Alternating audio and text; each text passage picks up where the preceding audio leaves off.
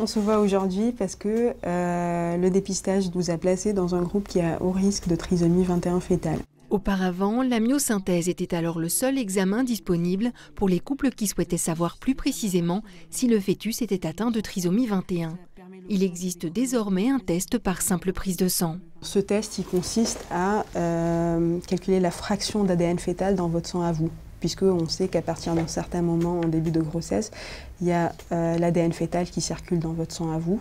Et donc, à partir de cet ADN-là, on peut éliminer avec une très grande fiabilité la trisomie 21 fœtale. D'accord, je trouve que la prise de sang est plus rassurante, comme il n'y a pas de risque par rapport à la myosynthèse. Donc, je serais plutôt pour la faire. D'accord, ok, très bien. Grâce à son suivi dans un hôpital dont le laboratoire vient de mettre en place ce dépistage génétique, cette jeune femme pourra y accéder gratuitement. Pour les autres, le coût du test est de 390 € sans remboursement par la sécurité sociale. Cela pourrait bientôt changer grâce aux nouvelles recommandations de la Haute Autorité de Santé.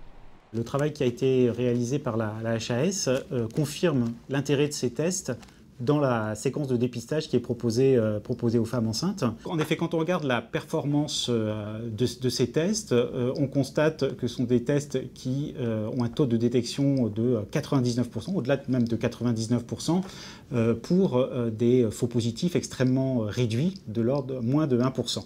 Des performances bien supérieures au dispositif actuel qui évalue le risque de trisomie 21 en fonction de l'âge de la patiente, de la nuque du fœtus à l'échographie du premier trimestre et de la présence de marqueurs hormonaux dans le sang maternel. Le dépistage actuel permet de dépister 85% des enfants porteurs de trisomie 21 avec 3,5% de faux positifs, c'est-à-dire des patientes qui auront une amniosynthèse alors que le fœtus ira bien. Le test qui utilise l'ADN fœtal pour le dépistage de la trisomie 21 est bien plus performant que le test de dépistage que l'on avait actuellement.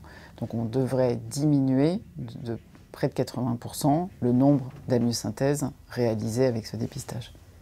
Un avantage considérable puisque dans 1% des cas, l'amniosynthèse provoque une fausse couche.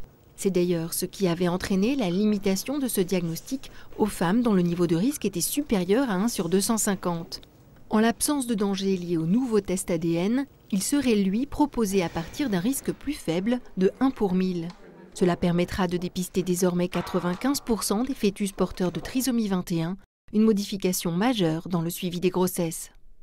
Intégrer le test ADN à la place qu'on propose est un changement important et qui, du coup, nécessite qu'une information de qualité et objective soit délivrée aux femmes enceintes et aux couples pour qu'elles soient en capacité de faire un choix libre et éclairé de se lancer dans ce processus de dépistage si elles le souhaitent. La Haute Autorité de Santé recommande également la mise en place d'une procédure de contrôle spécifique pour tous les laboratoires qui réaliseront ces tests ADN, avec un espoir que les progrès techniques permettent de réduire leur prix, car au tarif actuel, le surcoût lié à ce dépistage serait de 18 millions € par an.